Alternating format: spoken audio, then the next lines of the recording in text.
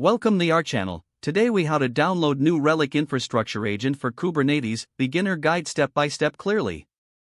To download the new Relic infrastructure agent for Kubernetes, start by visiting the new Relic website. Navigate to the integrations section.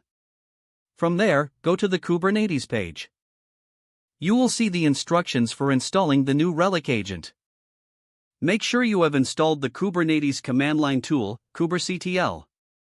Verify your kubectl installation by running the command, kubectl version. Ensure you have access to your Kubernetes cluster.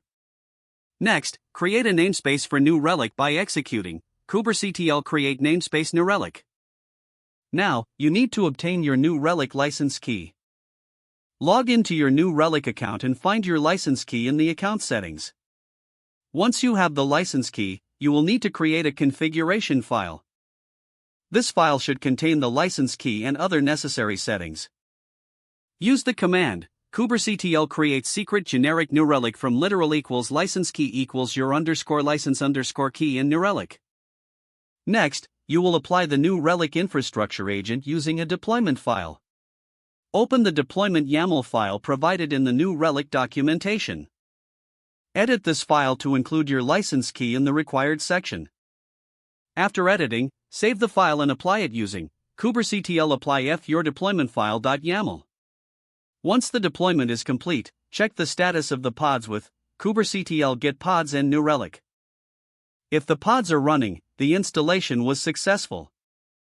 You can confirm agent functionality by visiting your new Relic dashboard. This dashboard will display real-time metrics from your Kubernetes cluster. If you encounter any issues, refer to the troubleshooting guide in the new Relic documentation. If the page does not load, refresh the browser or try again in a private or incognito window. Make sure you are using the correct email address, then retype it carefully to avoid small typos. If your password is not accepted, use the reset option and create a new strong password you can remember. Check your spam folder for verification or security emails, then complete any requested confirmation steps. Enable two-factor authentication if available to improve account security and reduce unauthorized access risk. After signing in, review your profile details so your contact information and settings are accurate and current. Don't forget to like this video and subscribe to our channel for more step-by-step tech guides.